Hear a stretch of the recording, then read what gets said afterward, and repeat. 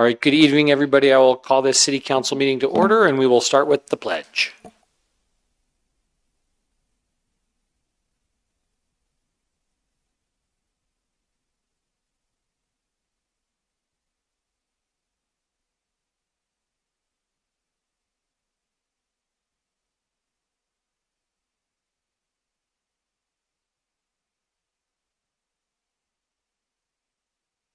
All right. Thank you all. I am Mike Nugent. I'm the council president. The mayor is out this evening, so I will be running the meeting in her place. And we will go ahead and start with a roll call.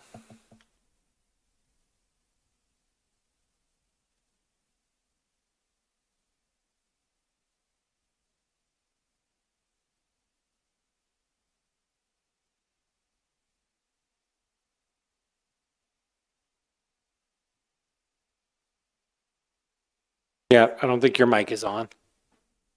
Q. All right. There. Aha. Thank you. Becerra. Absent. No, she's online. Oh, online. Campbell. Here. Krask.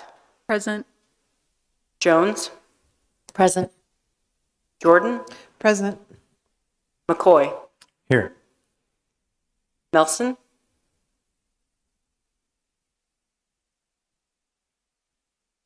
He is online.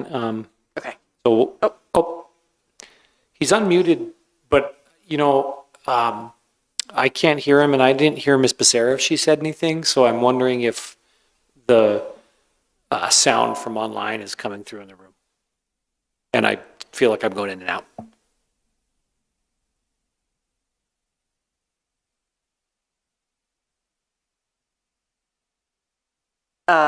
Eric, can you try unmuting again and talking to us for a second?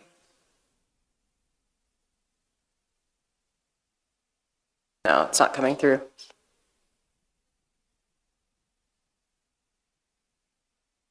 All right, well, we'll finish roll call and then we'll Sure. figure that out. Nugent. Present. Taunton. Present. Savage. Present. Cheryl. Right, and we do have a quorum. And Mary said we should try again. Eric, can you try again for us, unmuting yourself? Sure thing. I'm here. Yeah. Looks like I'm coming. Very, very lightly. Yes, we can hear you. We'll work on the volume. Okay, thanks. All right. Next, we will approve the minutes from the February 23rd meeting. Unless any council member has any corrections, those will stand approved. Seeing none, those are approved. And committee schedules for this Wednesday, March 4th. There are no changes to the published schedule. We only have 2 meetings, so just morning meetings on Wednesday. All right. Thank you very much, Claire. Next, we have special presentations and proclamations, and we have a neighborhood council update from the River Road leadership team.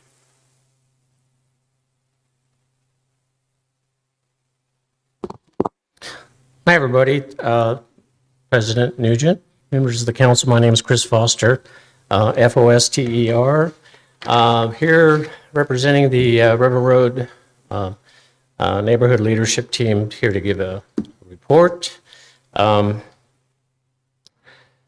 a year ago,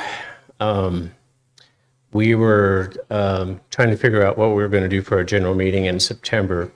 And we were having our meetings in LaFrey Park outside, and a neighbor showed up with her kids in tow and her dogs, and asked if it was possible to have the meeting in the park right there, as opposed to in a building or a room meeting space. She said it would be a lot easier for her, and she knew a lot of her fellow parents who used the park would find it easier to attend if the meeting was in a more less formal situation. So they didn't feel like they were going to disrupt the meeting or anything with their kids. So we thought, well, that's worth a try. We were trying to find ways to get more people to interact and to show up for the meetings. So We scheduled a test in July. We bought $100 worth of Big Dipper ice cream, called it an ice cream social, and put out some sandwich boards. We didn't do any mailers or door hangers. And we were gobsmacked at the response. The ice cream was gone in 10 minutes. We had to go to the store and buy some more real quick. And depending on who you talk to, somewhere between 60 and 100 people showed up. Lots of kids, lots of teenagers. So it was a whole different demographic than what typically showed up for our meetings, guys that look like, people that look like me. So there was lots of kids. It was very informal, people coming in and out, but we got a chance to start our survey. We wanted to take the pulse of the neighborhood and see what was on their mind. And so we got our survey started. And we decided we were going to do that again in September, except we were going to triple the amount of ice cream. And so that's what we did in September. And that time the ice cream lasted about an hour. And the turnout was pretty much the same. So we've been thinking about that a lot since then because, we plastered words like, resilience and engage all over our websites and everything. And if it's going to be more than than a slogan, then this is the sort of place and environment, I think, where true policy gets made, politics happens, so that the administration of the policies can happen here. So we're going to try to replicate that all summer, budget allowing, and just have it outside. Last year at our general meeting, we had tabling from various people with the city outside at the park, so people could show up with their kids in tow, dogs in tow, and then we could walk around, the leadership team could walk around instead of having them fill out a form or go online, which they could. We had a QR code, but we just walked up to them and asked them face to face. So that was quite a learning experience for us, and we're going to try to build on that because I think it's also a good learning experience for people that come to the meeting like that, where they can learn about how things work in a more comfortable situation, and they can learn about what Article 6 is in the city charter and why it's there and why it talks about public participation, and then we have a better idea. If people have more time to chew on something, then we know that if they approve it, then it's more solid. So what did we learn? Of course, curbs and sidewalks, the perennial thing that's on top of people's mind in River Road neighborhood, was the number one thing. We're grateful to the MRA for getting the TIF funds together, and they're either this year or next year going to finish the curbs and sidewalks on the part of River Road that's in URD2 there, up to Bond Route, I believe, and then the city staff. We're hearing rumors that there's going to be a second phase of the curbs and sidewalks, and that's been a conversation for a long time. River Road has some complications with right away. We have a working ditch right there on River Road, and people are aware of the budget constraints and Americans with Disabilities Act and all the other stuff that goes into just doing a street. But I think there's general consensus that we don't need anything fancy. We just need separation between the cars and pedestrians and bikes along River Road, and we proved that concept works on Curtis. So I think most people would be happy with something like that, and it would be a lot cheaper. We also heard about concerns about childcare people don't want a handout, but they like to find out some way to, with some help for childcare.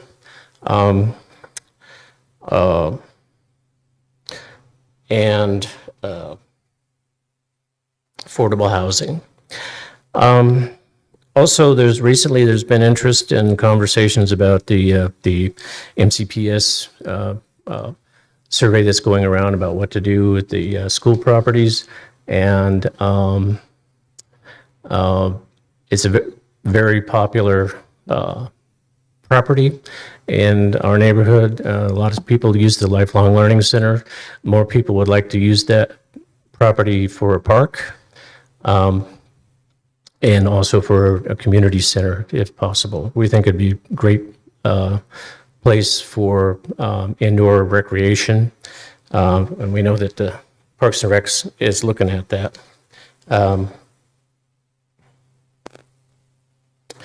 And I think that's about it. I'll leave it right there. All right. Thank you so much for your update. Are there any questions for Mr. Foster and the River Road leadership team? Okay. Seeing none, thank you so much for your time and effort. That is the only neighborhood council update on our agenda, but is there anybody else from a neighborhood council looking to give an update today? All right. We will move on to public comment for items not on the agenda. We have 2 periods of public comment for items not on the agenda. The first is a 20-minute block where you could sign up to give public comment as you came in. And then again, near the end of our agenda, for any public who did not get to give comment in this first 20-minute block, there's another chance. So the first person signed up is Ty Paulson. If you would come on up, you have 3 minutes, and we will get started when you are ready. Thank you. Dear Councilman, I'm a representative of Free Cycles Missoula. I've been a grant writer for the nonprofit for 21 years. I'm an active member, community leader, Eagle Scout, and active anti-rape activist here in Missoula, which is bringing me to my point. I've been hearing horror stories about the Poverello Center. I have done a lot of research and analysis into helping women in crisis get safe, to be in safe houses. I've taken women into my home. I've made sure they were not getting attacked. The attacks are ongoing, and the Poverello is not stopping these attacks. So what do we do to stop these attacks? And what do we do as an activist community to make safe houses? Or maybe I have questions for the council. Do you know any commercial properties? Are there grants I can write? Are there any existing structures that we can take over? Is there any land for sale we can buy? Is the Johnson Street building closure a permanent thing, or can we address that and reopen another structure? And are there any adjacent land plots that can be provided to be bought, to be built on, make safe homes for women ran by a private security force like the Missoula Police, Black Knight Security, or another system in place ran by women for women to end this problem of systemic rape in rape culture Missoula? Thank you.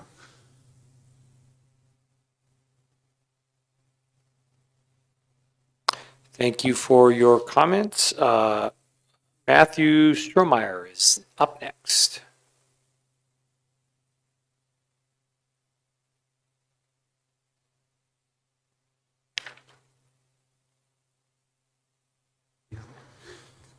Hi, I'm Matty from Ward 3. I work for the homeless outreach team of the Poverello Center. And what else? Yeah, I just wanted to speak today. We got to serve 42 unique individuals today and help them support their wellness and just be a piece of what would support those who are unsheltered today. 2 weeks ago, we had folks from Wood Street's Commons from Oakland, California, join us for the documentary film festival. And they have done a lot of legwork in supporting themselves as a houseless community. If people didn't know that, they were the biggest houseless encampment in Oakland.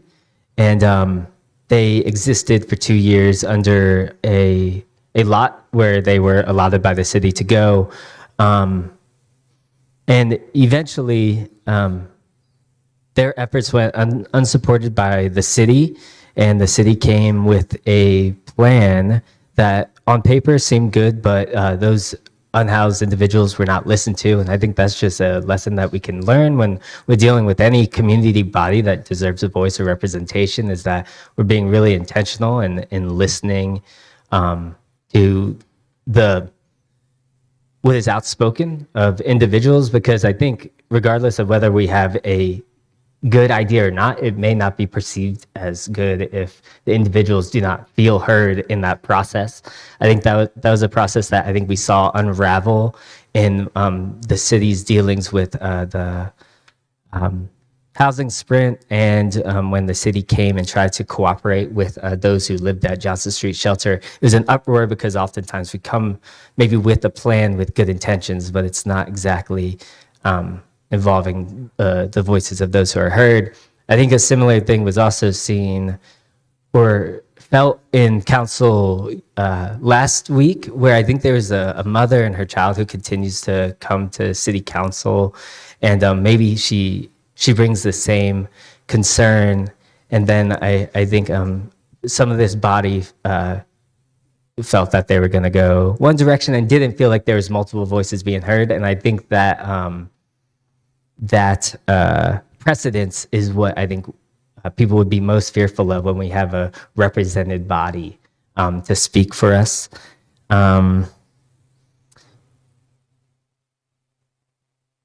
Once again, thank you, Oak Street Commons. Thank you, council members. That's all the time I have. I appreciate you. All right, thank you. Next up, we have Jane Borsch, or Borsch.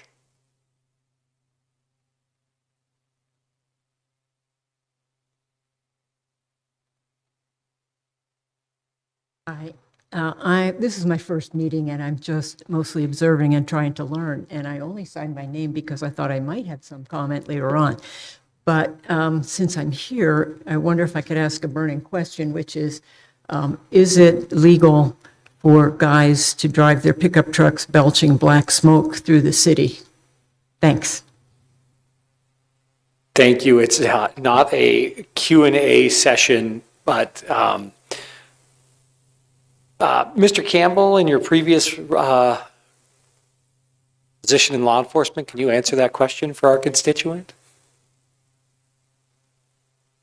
My background is somewhat dated, but I would just say there are emission standards, excessive emission statutes under Montana code, but under that statute, it's looking more towards like CO2, carbon monoxide. They don't have a muffler, they just have a straight pipe, those sorts of things. But as far as like trucks rolling coal and stuff, it's kind of on a case-by-case basis. I honestly don't know how the Missoula Police Department handles that particular situation lately. And I know some of that is by additive. You add an additive to diesel fuel and it'll create that black smoke, and it isn't like, belching charcoal or anything of that material. But I'm hesitant to say definitively how that's handled. However, I certainly could reach out to staff over there at the police department, learn more about that, and then bring that information back with me next week to be sure. All right, thank you, Mr. Campbell. Next up, we have Mike Langston. All right, you have 3 minutes, and go ahead and introduce yourself. I'm Mike Langston, and I'll make this real quick. I'm just following up on the Baptist, or the Lighthouse Baptist Church that wants to put in the radio tower. We've not heard anything about when there's going to be a decision made on that. And we're curious, is that going to be on the docket anytime soon, or where's it at in the process? Thank you. All right, thank you. That issue will come back to the Land Use and Planning Committee in a few weeks. I don't have the exact date on the top of my head, but it'll be properly noticed. No, there has not been a decision made. All right, Miss Dussault, I think this is your name on here.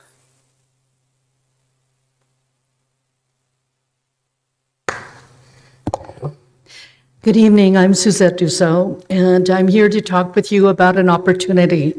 We have a critical need in our community, and as Mayor Davis has so aptly pointed out, we have a resource in surplus city land, which has been bought and paid for by community resources, our taxpayer dollars.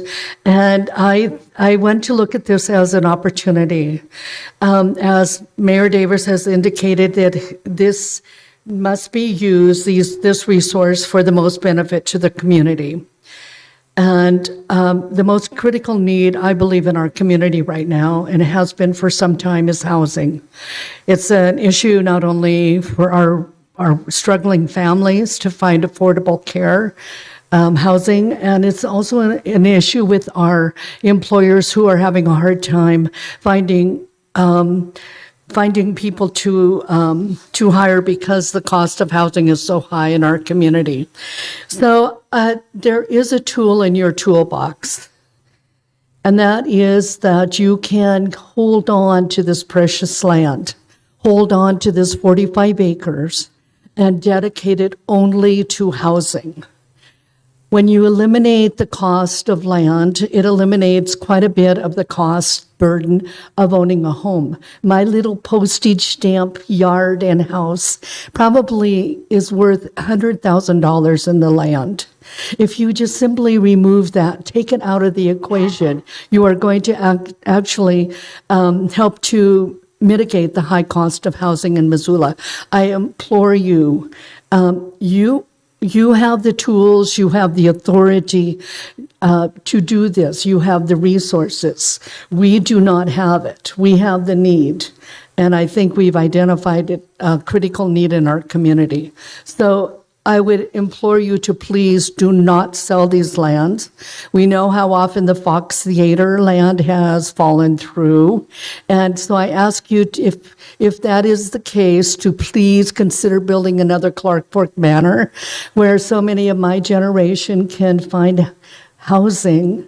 And that would open up a whole lot of wonderful little neighborhood homes for so many of our young families. So I implore you to please go back, look at some creative financing, some TIF financing, some low interest loans, some first-time home buyer.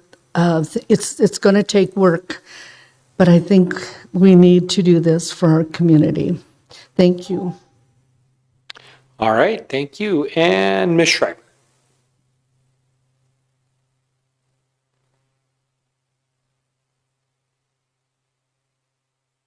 Hello, everybody. Very brief Carrie Schreiber, Southgate Triangle leadership team.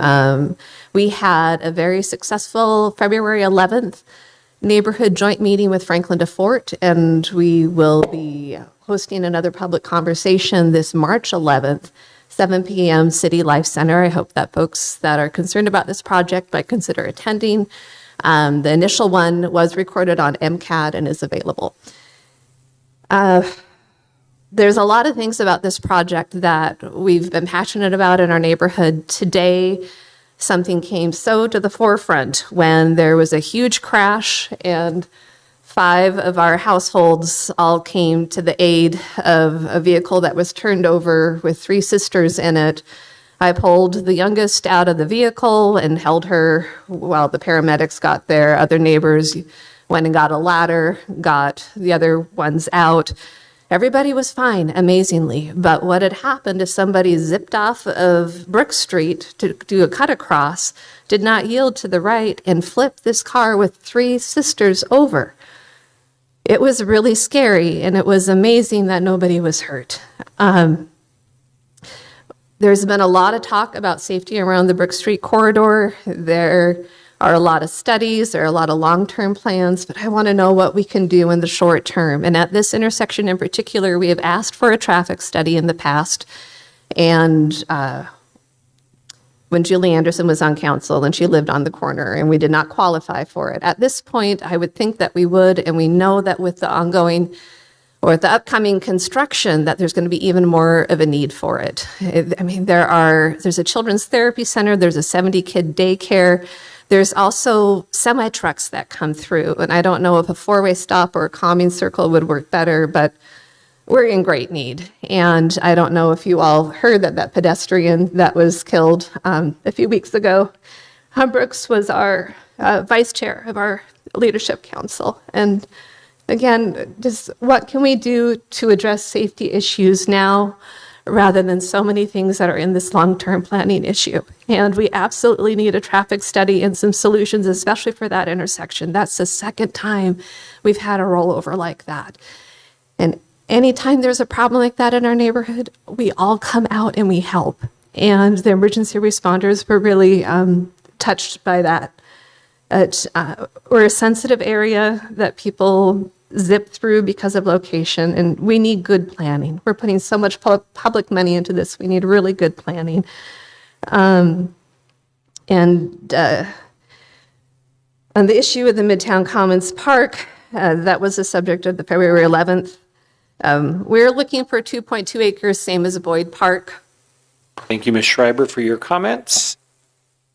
That wraps up our first round of public comments on items not on the agenda. There'll be another round before the end of the meeting. With that, we have no public hearings. We have no new business. I'd call for, in a moment, I'll call for public comment for items on the agenda, but first we will go over the consent agenda, and I will note that on the first version of our agenda, the item under regular business 10.1 DB, the housing strategy update was mistakenly on the consent agenda, but that will be separate. So with that, Claire, do you want to review the consent agenda? Yes, happy to. On this evening's consent agenda, we have a motion to approve accounts payable or claims for checks dated March 3rd, 2026 in the amount of $939,517.62. We have a motion to approve the resolution relating to the financing of proposed sewer system improvements or STEP decommissioning, establishing compliance with reimbursement bond regulations under the Internal Revenue Code. We have a motion to approve and authorize the mayor to sign the professional service agreement with IMEG for the Woodford Phase 1 water main replacement project at a cost not to exceed $94,610.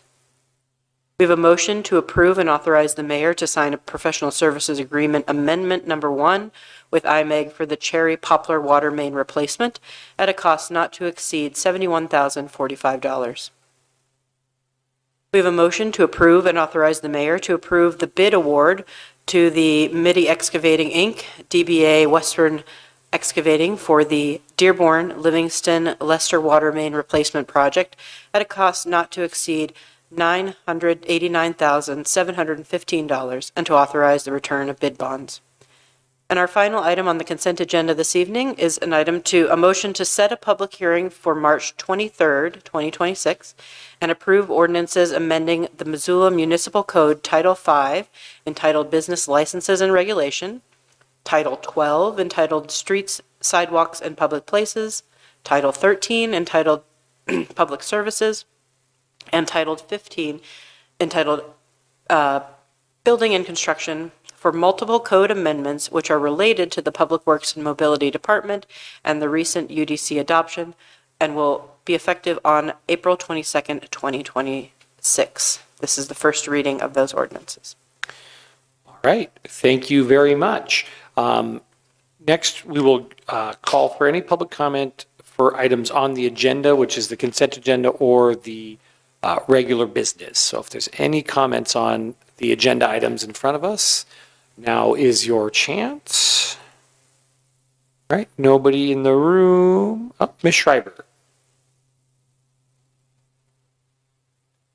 The Housing Trust Fund conversation is going back to committee because I am looking forward to learning more about that.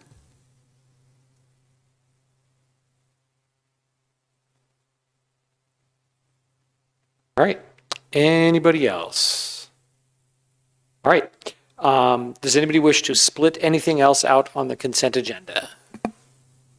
All right, seeing none on the consent agenda and no comments, we will go ahead and do a voice vote. All those in favor of the consent agenda, please say aye.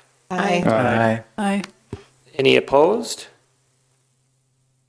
Okay, that motion carries unanimously. Next, we will go to regular business and item 10.1DB, which was the 2025 Housing Strategy Update and Housing Strategy Resolution. First, I would ask if there's any update from staff on this item.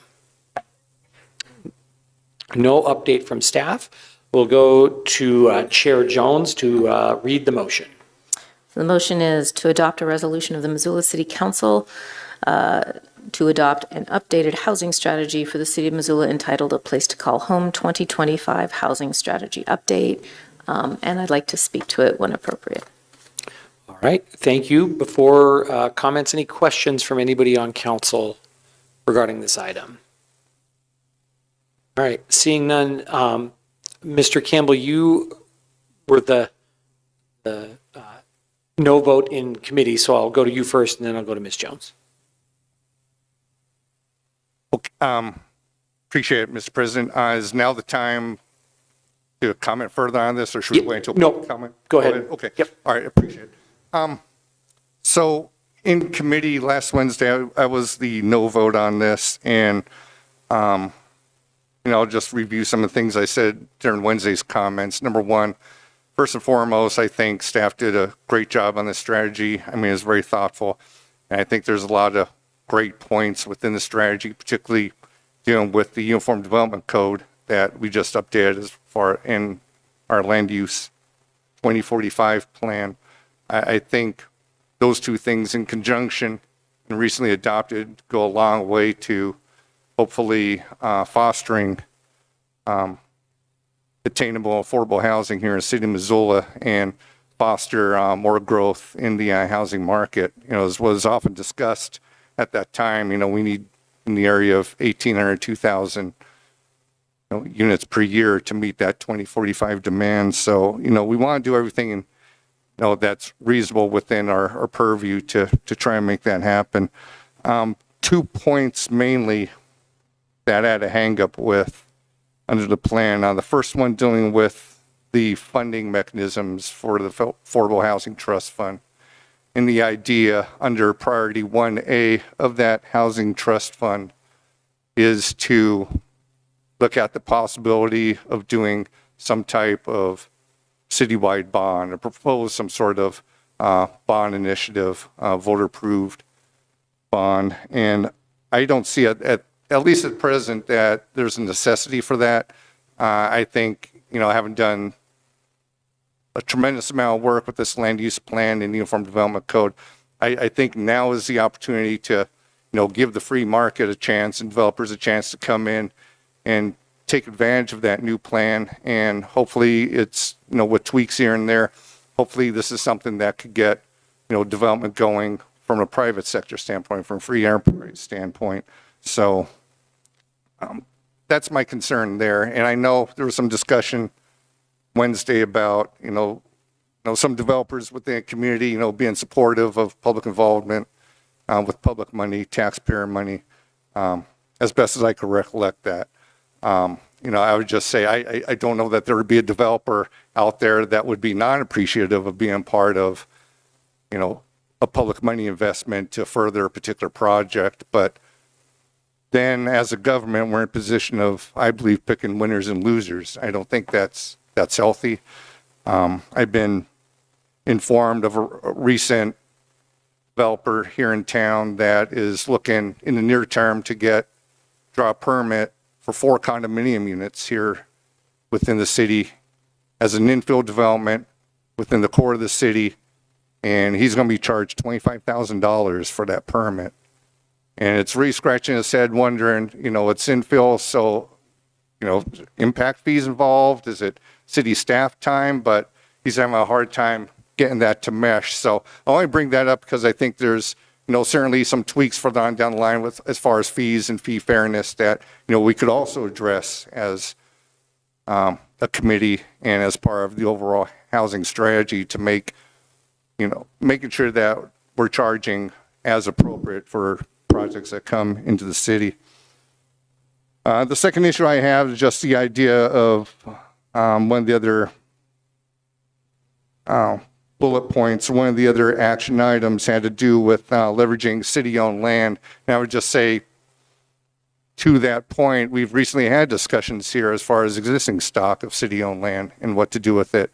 And indeed, we look at, a success story, hopefully turns out to be Rivera. I mean, that project's coming along great. I was in support of Rivera when it came to council here year and a half ago. And so I look forward to seeing that done. I look forward to seeing folks being able to get into that development and be able to thrive. But we also have a difficulty with some other city-owned pieces of property. The City of Missoula Motel at Broadway and Russell is one example. And I think, there's still some hurdles to be able to get that to be utilized in a thoughtful way for the benefit of the taxpayers of Missoula that, bought the land in the first place. Midtown Commons is yet another, question mark coming up in the future of how best, we use that land as far as the amount of money we spent to develop it. I would just say in summation, my main concern is with the idea of entertaining within the housing strategy the possibility of some sort of citywide bond initiative. And I don't think it's appropriate. I think it's unnecessary given the tremendous amount of work we did on the land use plan, on the Uniform Development Code. So to that end, I sent out minutes before my statement a proposed amendment to the housing strategy. And so I guess to make it official, I move that we amend action item 1A under the action paragraph. This is one that deals with the implementation of ongoing sustainable funding sources, Affordable Housing Trust Fund. I think it might be best, Mr. President, if I share my screen and show it. Go ahead. Thank you.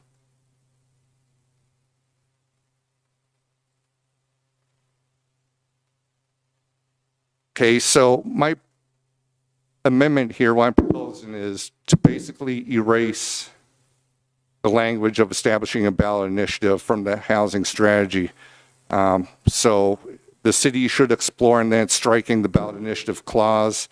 It's taking the final sentence and moving it up, that the city should explore implementing a voluntary fee program, which I think is something that we should and could explore. I think to the extent that we could get folks in town here, businesses in town here to support the Affordable Housing Task Force, or Affordable Housing Trust Fund,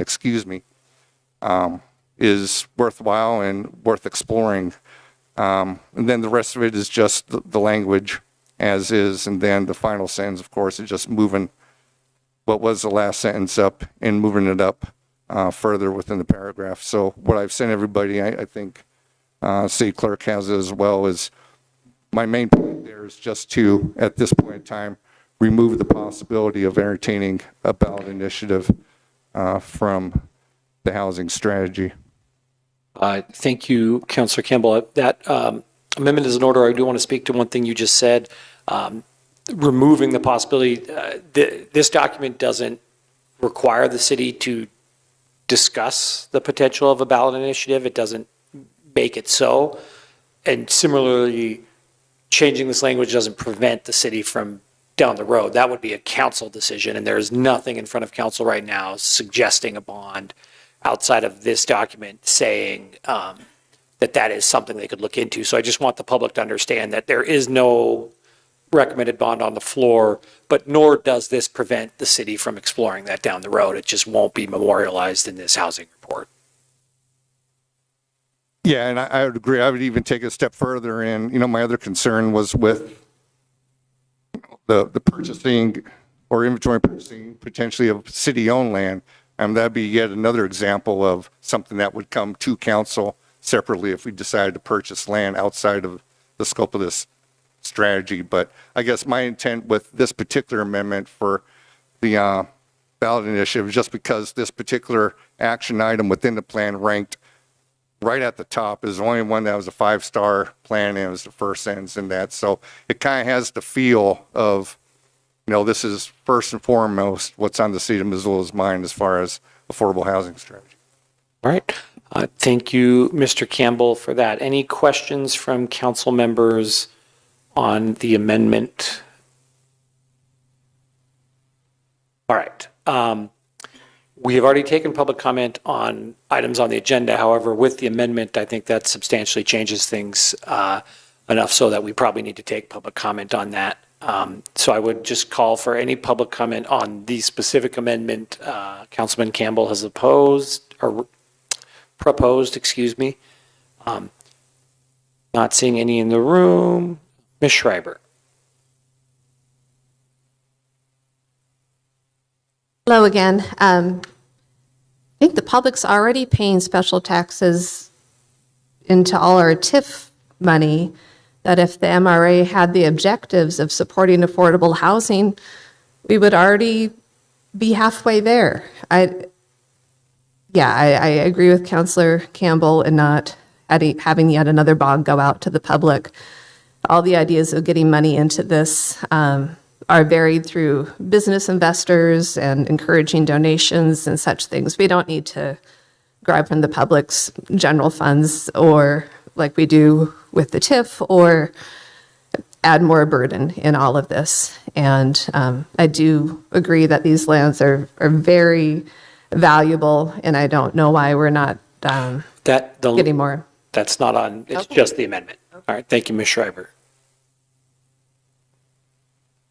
All right, seeing no other hands online or in the room, any questions from council before we vote on the amendment, which is simply to remove the preponderance or the consideration of a housing bond from this plan? Ms. Jones. I'll just briefly comment. This document, our housing strategy for the next 5 years, keeps our options open and gives direction to staff to look at different tools. I just want to reiterate, and I said it last Wednesday, council sets policy, but this is a document that staff can use to direct their work plan, to look into different items, to evaluate different options. And we have discussed a potential ballot a initiative on the ballot to fund our Affordable Housing Trust Fund ever since 2019 when we created the Affordable Housing Strategy, and it has never been the right time. I think it's a big topic that would only be broached if there was a potential of success, and even then the community gets to decide whether or not they want to do it. So I think keeping this as an option is important. There was a lot of tax reform discussions that were had at the legislature last session, and clearly it's going to be a huge topic coming up. So we are in the middle of an era of change in terms of property taxes. I don't know where that's going to wind up. I think we're seeing a lot of progress being made in the voluntary fee program that was referenced in this document and in the amendment. So who knows where we're going to wind up on all of this, but as far as I'm concerned, keeping our options open is very important. So I'm not in favor of the amendment. I would also just like to clarify for the record that our tax increment financing and Missoula redevelopment programs actually put a huge amount towards affordable housing every year. It is a huge tool that we use, and it is, we have discussed it extensively on the floor. It has been memorialized, and it is a big tool that we are already using. And if we'd solved affordable housing, we wouldn't be having these discussions. So as far as I'm concerned, we keep everything on the table and do our best to use every tool that we have. Thank you, Councilor Jones. Councilor McCoy. Thank you, Mr. President. I just wanted to make a little bit of a clarification, being new to council and whatnot. And, I appreciate your explanations. They seem pretty clear, but just to maybe put this in a little bit more layman terms, the strategy is a strategy with tools in the toolbox that are possible for us to reach for, but there's nothing mandating a bond or any of the strategies to be selected Is there any type of, I'm not seeing any type of hierarchy or a prioritization outlined in the strategy. Is that also accurate? Am I reading that clearly? I'll answer your first part, and then I'm going to defer to staff for the second. To your first part, yeah, there is no edict either way. It's basically just as part of the strategy, granting that could be considered as an option. As far as hierarchy, Mr. Webb, do you want to tackle that? Sure. Parker Webb, Housing Policy Specialist for the city. In terms of hierarchy or prioritization, that's listed out in there through the star ranking that we have. But we have flexibility on what we choose to pursue and what we choose to implement. Initially are working on the low-hanging fruit, such as getting the tracking of our expiring affordable units and starting the process on the voluntary fee. So there's flexibility in there, but they are prioritized through that star ranking. Okay, great. Thank you. Appreciate those explanations and a little bit of a clarification. And I also appreciate Councilor Campbell's, due diligence in, bringing this up and making sure that we're, keeping an eye on public funding. However, I don't think I can support this amendment because it doesn't seem to really get us anywhere or change a whole lot from what I can tell, with all due respect. Thank you. Thank you, Councilor McCoy. Councilor Jordan. Yeah, thank you. Bob, we could have gotten out of here in a half an hour, but since you brought this amendment in, no, I'm just kidding.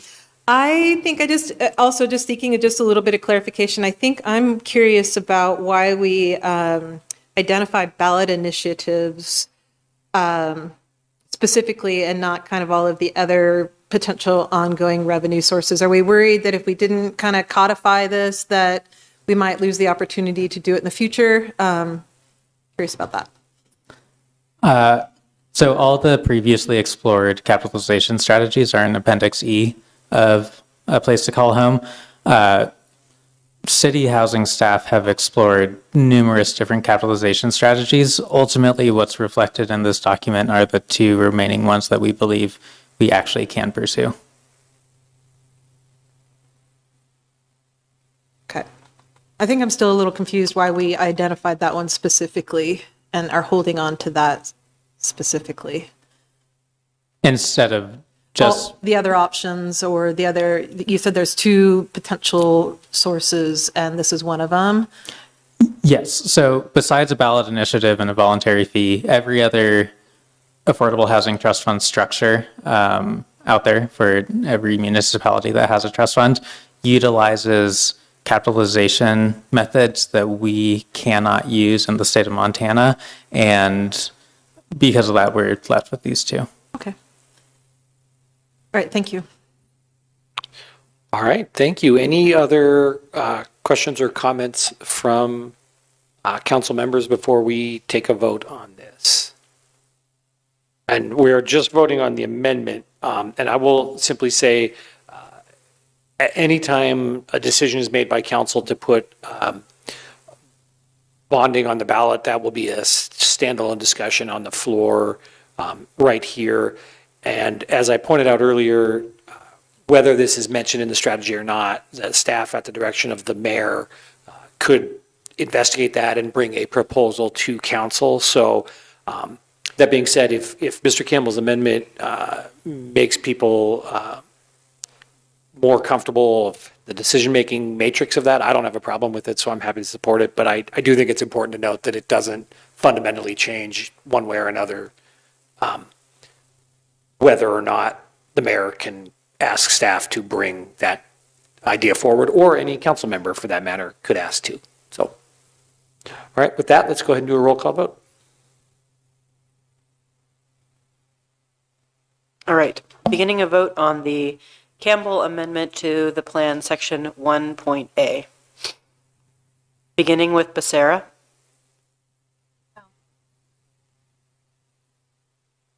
If I can read lips, she said no, but I could not hear her. He's thumb down, so I believe that's a no. No. Campbell. Yes. Trask. No. Jones. No. Jordan. No. McCoy. No. Nelson. No. Nugent. No. Ponton. No. Savage. No. And Cheryl. No. That's 10 against, 1 in favor. The amendment fails. All right, thank you, Mr. Campbell, for your comments and your amendment. And Ms. Jones, did you have additional comments on the main motion, which still remains on the floor? Yes, and I'll be brief. I just wanted to point out that we passed our first housing strategy policy in 2019 after 3 years of work. And now staff has spent the last year plus not only figuring out everything that we have accomplished under that first housing strategy, but what the next steps are, what we should be looking towards in the future. And it's an incredibly valuable document. And I am so grateful that we were positioned so well before the pandemic hit when our housing prices doubled. So we were very lucky to have that in place. It's been a hugely strategic document to have for a variety of reasons. And I'll just briefly say the strategy is, as staff has said last Wednesday and many times, there is no one silver bullet with affordable housing. There are very strong economic forces far beyond the power of any city council that impact housing. But we figure out the areas where we can make a difference, and you dial in on that, and we try and push that forward. And having a strategy where we don't focus on one thing, but where in fact we have numerous different approaches, so you're approaching the problem from different areas, is the most effective. That's been proven time and time again, and that's what this policy does. So I'm glad we have it in place. Curious to see the next 5 years where we can make progress. I looked back at what we had accomplished in the last 5 to 6 years, and it is an exhaustive list, including code reform, which is a huge, huge heavy lift. So I'm so glad we got all of that done and looking forward to the next 5 years. So I'm happy to support it. Thank you, Ms. Jones. Mr. Campbell. Thank you, Mr. President, and thank you for the opportunities that I could propose and speak to my amendment on that. I appreciate everyone's input on that. For the overall housing strategy, the concerns I had Wednesday are still to a great degree with me now, and that is, to me it appears, again, more of a carrot and stick approach to how we're going to fund this affordable housing trust fund through the city of Missoula. I think the idea of a voluntary type incentive program to get businesses on board is a good idea, but if that should fail, I think it looms large to the taxpayer that, we could be looking to bonding for as a mechanism. This, I understand the strategy, as was stated, in no way, whether that amendment passed or not would, prohibit the city from doing any sort of bonding, but I think it's somewhat ominous that this was like the chief, literally the 1A priority within the plan, 5 stars right off the top. And I think it, the way that was crafted within the plan kind of sends the wrong message to the community that, that's what's first and foremost on our mind. And I think, in terms of, developers and developers being able to benefit from the Affordable Housing Trust Fund or,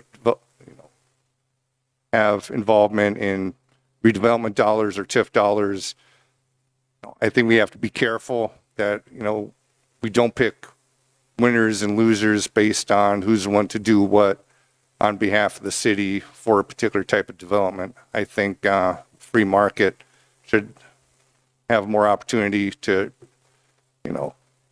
have at the land that's available for development in the city. Again, with the new land use plan we have, with development code we have, we need to afford them the opportunity. We just passed the darn thing. So let's give them that opportunity. And then my other concern, of course, is with future purchase of city property, that, as we go forward, that we're careful to what extent we're going to, again, invest TIF dollars, public tax dollars into land acquisition, to what extent, and to what extent, we could be successful of that. And it just seems, unlike the private sector where, there's always some risk involved when they come in and develop, things have to pencil out. That private enterprise, takes a certain amount of risk. Banks take a certain amount of risk. But when the city comes in and does it, if things don't go quite as way they're planned, it's a much easier thing to say, well, we could just add more tax dollars to it. We could bridge a gap because we got unlimited honeypot of tax dollars to go to. And I think we just have to be careful going down that road. So for those reasons, I'll be voting no. All right. Thank you, Councilor Campbell. Any other comments from council? Seeing none, I will just quickly reiterate that at the moment there are no bonds proposed, and that would come to council as a separate conversation. I also think it's important to note that there are, as somebody who works in the free market daily, I support that, but I also recognize that there are times where the city as a partner is the only way projects might happen. And one such example is the Rivara project that you referenced, Councilor Campbell. And I think it's also important for the public to understand that it's not as simple as saying the city gave land to a developer to build a community land trust, because there's investment far beyond that from the city in infrastructure and things like that. And none of that would be possible without the MRA. And even with all of that, there are still market rate housing that is subsidizing the permanently affordable land trust. And I say all that to point out that nothing that happens to try and help move the needle on housing is easy or simple. And there's not one single solution. So we can't just say the market's going to take care of it. I think we need an all of the above.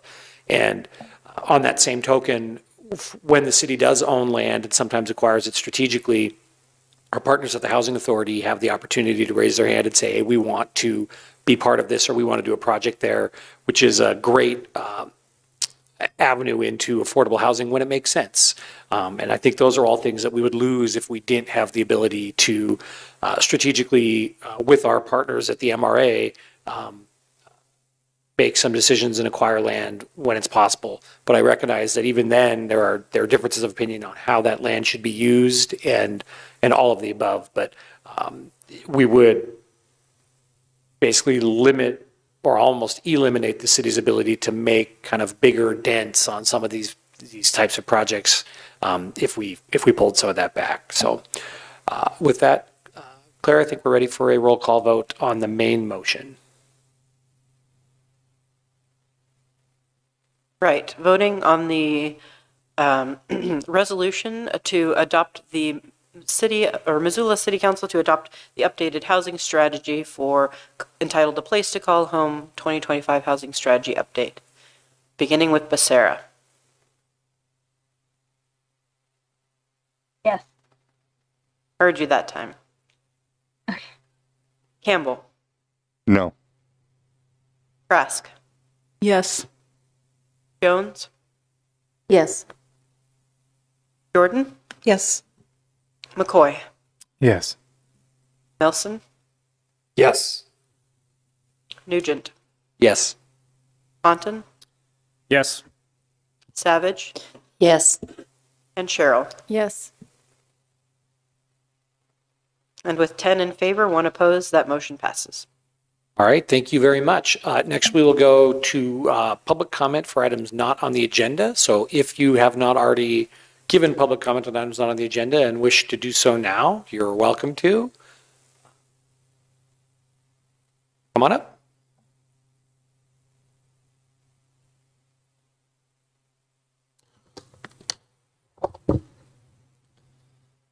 Good evening, councilors. Mayor Davis. No. How bearded your chin looks tonight.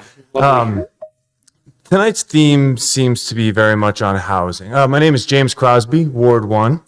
And tonight I'd like to talk a little bit about homelessness, housing, and our general approach right now.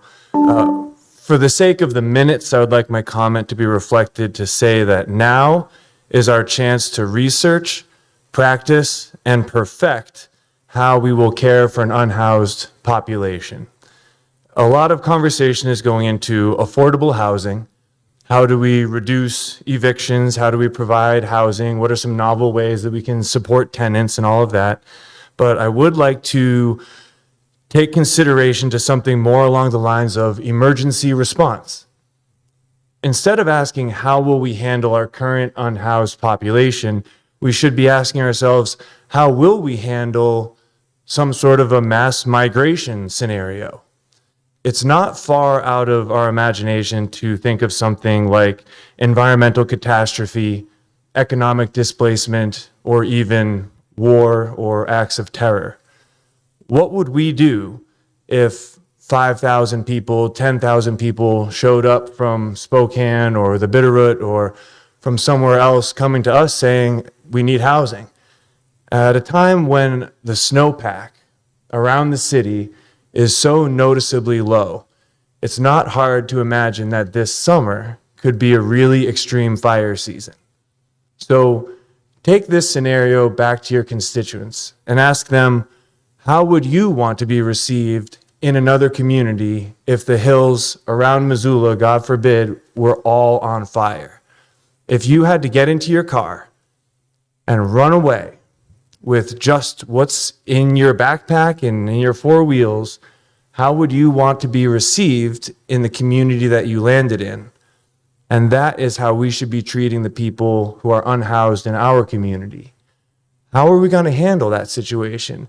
We have a chance to practice these things. We have a chance to work with our toolkit and figure out what is the best way to get people cared for and placed in some sort of humane way.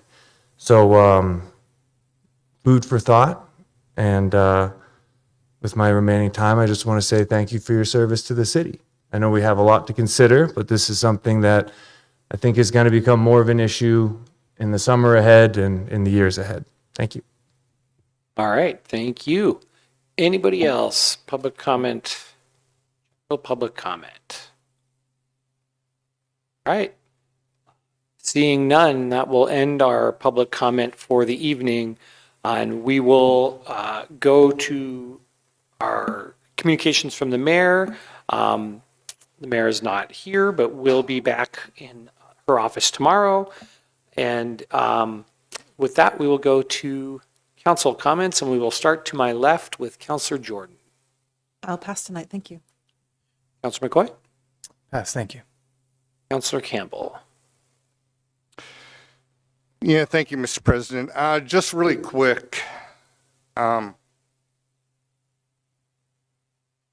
comments have to do with what's taking place over in the Middle East right now. And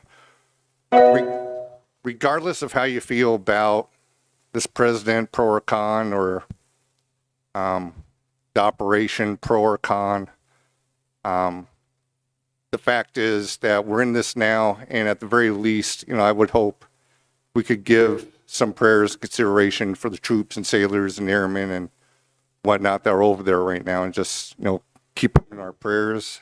I have a son that's currently serving in the Middle East, very close to the area of operation right now. He texted me 2 days before this kicked off and just saying, hey, for what they call communication security, that we're going to have to shut down and turn in our cell phones. And that was 2 days before. So I kind of felt something was coming up, and sure enough, things kicked off over the weekend. But, it may be some time, days or weeks before I hear back as to his particular situation. But this is something to think about for the troops that are over there, something to think about for families that have troops over there, and just keep those folks in your thoughts and prayers going forward. Thank you. Thank you, Councilor Campbell, and thank you to your family for their continued service to our country. Ms. Cheryl? Yeah, I'll pass tonight. Ms. Jones? I'll pass. Ms. Savage? I'll pass as well. Ms. Becerra? I'll pass, thank you. Mr. Ponton? Thank you, Mr. President. Yeah, just want to echo Councillor Campbell's comments. An extreme sacrifice being made by our servicemen and women abroad, and thank you to your son, Councillor Campbell, for his service. Just also in the theme of housing, wanted to extend a reminder that the application period for the homestead and long-term rental reduced rate is still open with the Department of Revenue. That deadline has been extended to March 20th. So if you haven't enrolled in that, I would recommend taking a look at the Department of Revenue site and submit that. And I think that's it for me tonight. Thanks. Thank you. Councillor Krask. I'll pass. Thank you. And Councillor Melson. I'll also pass. Thank you. All right. Mr. Melson is loud and Ms. Becerra is quiet. I don't completely understand how that works coming in on the feed, but we appreciate it. I will go ahead and pass tonight as well. And with that, we will be adjourned.